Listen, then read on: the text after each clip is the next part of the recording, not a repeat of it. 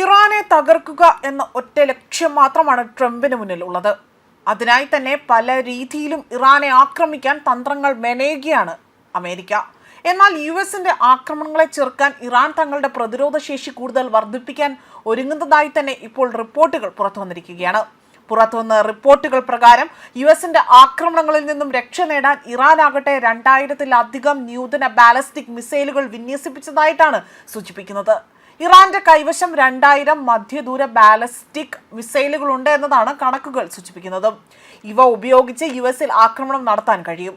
അതായത് മിഡിൽ ഈസ്റ്റിലെ ഏതൊരു യുഎസ് സൈനിക താവളത്തിലും വൻ ആക്രമണം നടത്താൻ തക്ക ശേഷിയുള്ളവയാണ് ഇവ. വാൾ സ്ട്രീറ്റ് ജേണൽ പുറത്തുവിട്ടതനുസരിച്ചുകൊണ്ട് കഴിഞ്ഞ ജൂണിൽ ഇസ്രായേലുമായുള്ള 12 ദിവസത്തെ യുദ്ധത്തിനു ശേഷവും ഇറാന്റെ മിസൈൽ ശേഖരം നിറഞ്ഞു കവിഞ്ഞിരിക്കുകയാണ് എന്നതാണ് മാധ്യമ ലോകത്തു നിന്നും പുറത്തുവരുന്ന റിപ്പോർട്ടുകൾ സൂചിപ്പിക്കുന്നത്. ദുർബലമാണെങ്കിൽ പോലും യുഎസ് ആക്രമണങ്ങൾക്ക് മാരകമായ മറുപടി നൽകാനുള്ള കഴിവ് ഇറാനുണ്ട് എന്നതാണ് ഈ റിപ്പോർട്ടിൽ മുന്നറിയിപ്പ് നൽകുന്നതും. അതേസമയം ഭരണമാറ്റത്തിന് കാരണമായേക്കാവുന്ന ഒരു സാഹചര്യം ഇപ്പോൾ ഇറാനിൽ സൃഷ്ടിക്കുക എന്നതാണ് ഡൊണാൾഡ് ട്രംപ് ലക്ഷ്യം വെക്കുന്നത്. ഗൾഫിലെ യുഎസ് താവളങ്ങളെയും അതേപോലെ തന്നെ മറ്റ് ഹോർമൂസ് കടലിടുക്കിനെ അവിടുത്തെ കപ്പലുകളെയും ആക്രമിക്കാൻ ഉപയോഗിക്കാവുന്ന ഹ്രസ്വദൂര മിസൈലുകളുടെ ഒരു വലിയ ശേഖരം ഇറാന്റെ കൈവശമുണ്ട്. ഈ മിസൈലുകളുടെ കൃത്യമായ എണ്ണം അവിടെ വ്യക്തമായില്ല എങ്കിൽ പോലും വ്യത്യസ്ത ഇന്റലിജൻസ് റിപ്പോർട്ട് അനുസരിച്ചുകൊണ്ട് വ്യത്യസ്ത കണക്കുകൾ നൽകുന്നതിനാൽ തന്നെ ഓരോ കണക്കിലും എണ്ണം 100 കണക്കിനാണ് എന്നതാണ് പറയപ്പെടുന്നത്.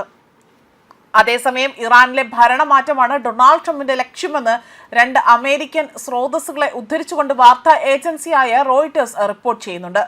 ഇറാനെ ആക്രമിച്ചുകൊണ്ട് പ്രതിരോധ അല്ലെങ്കിൽ ഇത്തരത്തിൽ പ്രതിഷേധകരെ പ്രോത്സാഹിപ്പിക്കുകയും അവർക്ക് ഭരണം മാറ്റാനുള്ള സാഹചര്യങ്ങൾ സൃഷ്ടിക്കുകയും ചെയ്യുക എന്നതാണ് അദ്ദേഹത്തിന്റെ ലക്ഷ്യം. ഇസ്രായേലി പൊതു പ്രക്ഷോഭകനായ വലിയ രീതിയിലുള്ള റിപ്പോർട്ടുകളാണ് പുറത്തു വരുന്നത്.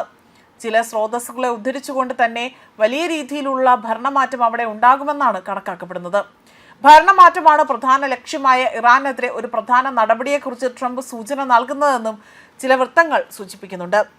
അതേസമയം അമേരിക്കയും ഇറാനും തമ്മിലുള്ള ചർച്ച പരാജയപ്പെട്ടതിന് ശേഷം പ്രസിഡന്റ് വീണ്ടും ഒരു വലിയ ആക്രമണം പരിഗണിക്കുന്നുണ്ട് എന്നതാണ് പല രീതിയിൽ വ്യക്തമാക്കിയിരിക്കുന്നത്. തുർക്കി, ഒമാൻ, ഖത്തർ തുടങ്ങിയ രാജ്യങ്ങൾ യുഎസിനും ഇറാനും ഇടയിൽ മധ്യസ്ഥ വഹിക്കാൻ ശ്രമിക്കുന്നുണ്ടെങ്കിൽ പോലും ഇതുവരെ ഒന്നും അവിടെ നേടാൻ സാധിച്ചില്ല എന്നതും സൂചിപ്പിക്കുന്നുണ്ട്. മാത്രമല്ല, പുറത്തുവന്ന റിപ്പോർട്ടുകൾ പ്രകാരം ആയിരക്കണക്കിന് ബാലിസ്റ്റിക് മിസൈലുകളുടെ ശേഖരം ഭൂരിഭാഗവും ഇറാൻ ഇപ്പോഴും കൈവശം വച്ചിരിക്കുകയാണ്. ഇത് യുഎസിനും മിഡിൽ ഈസ്റ്റിലെ സഖ്യകക്ഷികൾക്കും കാര്യമായ നാശനഷ്ടങ്ങൾ വരുത്താനുള്ള കഴിവ് അവിടെ എടുത്തു സൂചിപ്പിക്കുന്നു. കപ്പൽ വിരുദ്ധ ക്രൂയിസ് മിസൈലുകളുടെയും അതുപോലെ തന്നെ ടോർപിഡോ ബോംബുകളുടെയും വലിയൊരു ശേഖരവും ഇറാന്റെ കൈവശമുണ്ട്. കൂടാതെ തന്നെ ഇറാനിയൻ ഡ്രോണുകളെ ഒഴിവാക്കുക എന്ന ഒരു വെല്ലുവിളി യുഎസ് നാവികസേന നേരിടേണ്ടി വരും.